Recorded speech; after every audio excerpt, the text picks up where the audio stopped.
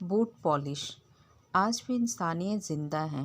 यह कहानी मैंने फ़ेसबुक पर पढ़ी, मुझे बहुत अच्छी लगी, इसलिए मैं आपके साथ शेयर कर रही हूँ। एक सज्जन रेलवे स्टेशन पर गाड़ी की प्रतीक्षा में बैठे थे। तभी जूते पॉलिश करने वाला एक लड़का आकर बोला, साहब जी, बूट पॉलिश। उसकी दयनीय सूरत देखकर उन्होंने अपने जूते आगे की और बढ़ा दिए। बोले, लो, पर ठीक से चमकाना।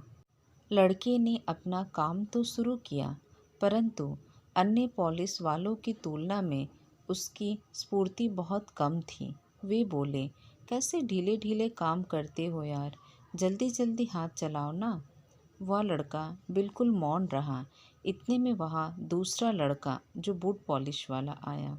उसने उस लड़के को तुरंत अलग कर दिया और स्वयं फटाफट काम में जुट गया। पहले वाला गूंगे की तरह एक और खड़ा रहा। दूसरे ने जूते एकदम चमका दिए। अब पैसे किसे देने हैं, इस पर विचार करते हुए उन्होंने अपनी जेब में हाथ डाला। उन्हें लगा कि अब इन दोनों में पैसों के लिए झगड़ा या मारपीट होगी। फिर उन्होंने सोचा, जिसने काम किया उसे ही दाम मिलना चाहिए। इसलिए उन्होंने बाद में आने वाले लड़के को पैसे दे दिए।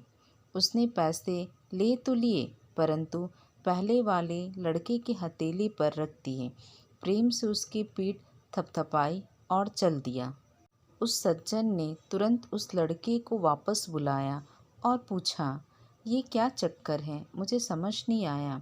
लड़का बोला, साहब, यह 3 महीने पहले चलती ट्रेन से गिर गया था।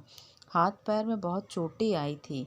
भगवान की दया से बेचारा बच गया, नहीं तो उसकी वृद्ध माँ और बहनों का क्या होता। बहुत ही स्वाभिमानी है, इसलिए भीख नहीं मांग सकता।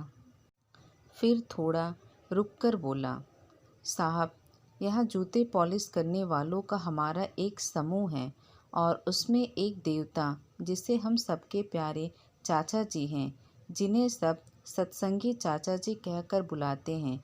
वे सत्संग में जाते हैं और हमें भी सत्संग की बातें बताते रहते हैं।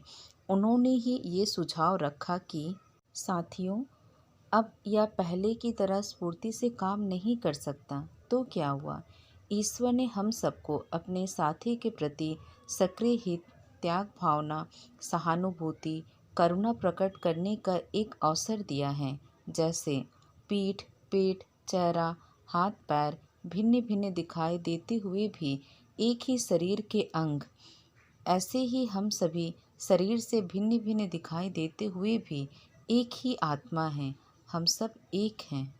स्टेशन पर रहने वाले हम सब साथियों ने मिलकर तय किया कि हम अपने एक जोड़ी जूते पॉलिश करने की आय प्रतिदिन इसे दिया करेंगे और ज़रूरत पड़ने पर इसके काम में सहायता भी करेंगे।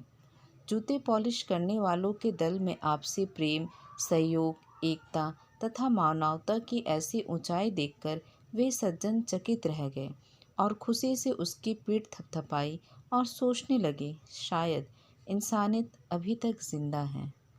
आशा करती हूँ आपको ये कहानी पसंद आई होगी। छोटी सी रिक्वेस्ट करूँगी, चैनल को लाइक और सब्सक्राइब करना ना भूलें, ताकि हम आगे और भी अच्छी कहानी ला सकें। अगर इस कहानी पे आपकी कोई भी राय है तो कमेंट करके ज़रूर बताइएगा।